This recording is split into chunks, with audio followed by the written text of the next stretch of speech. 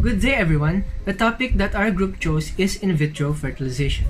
Let us know more about this topic as we share the different sets of information that we have.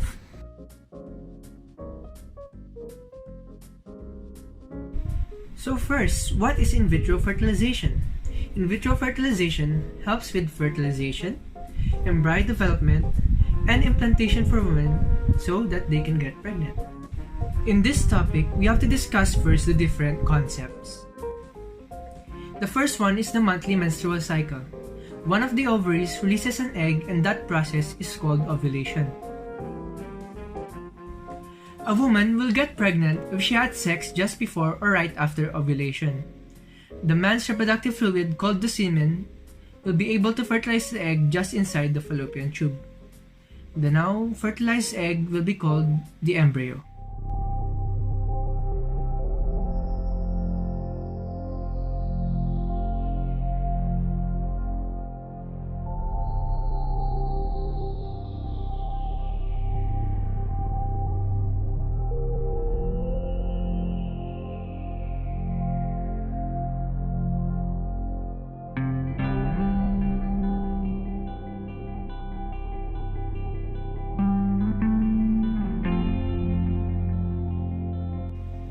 We have the zona hatching for the embryo to implant in the tissue lining of the uterus. After that, a connection between the woman and the embryo grows. Lastly, the placenta allows the oxygen and the nutrients to pass through to the embryo. We also have reasons why we have IVF, and these are: first, if a woman has been having trouble getting pregnant, this condition is called infertility. It can also be for a male that has low sperm count. Second, to avoid passing on inherited genetic disorders. Third, for a woman desire to have a child without male partner. Fourth, polycystic ovary syndrome and other reproductive health problems. Process of in vitro fertilization. We will start with the before process. First is the fertility medication. This means that the drugs that will be given to the woman is a follicle-stimulating hormone, and this is to produce more than just normal one egg that a woman can produce per month. Second is the semen sample. This means that the healthiest sperm can be collected for fertilization, and it may come from your male partner or a donor.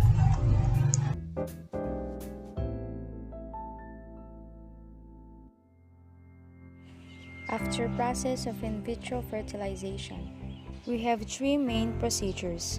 First is the follicle aspiration. This means that the eggs will be harvested from the ovaries.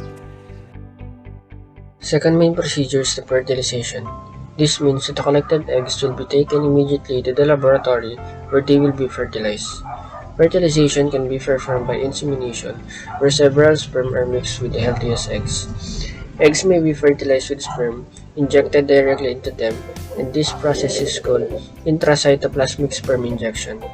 The fertilized egg will be monitored for 3 to 5 days. Last main procedure is the embryo transfer. This process is done 3 to 5 days after the fertilization, and once the catheter is inside the uterus, the doctor will inject the embryos. Now we are going to discuss the advantages and disadvantages of IVF. There are 4 advantages of the IVF. The first one is that the IVF has been used for a long time and has a safe track record. Second, the IVF can be more successful than IUI and other forms of assisted reproductive technology.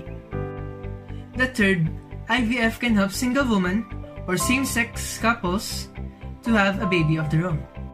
And lastly, the fourth, IVF can help diagnose fertilization problems. So 4 disadvantages for IVF. First would be the multiple pregnancy. Second is the high estrogen levels associated with high stimulation. IVF can increase the risk of prematurity and low birth weight in babies. Third is that there may be associated side effects and risks, and for the last, IVF treatment can be expensive.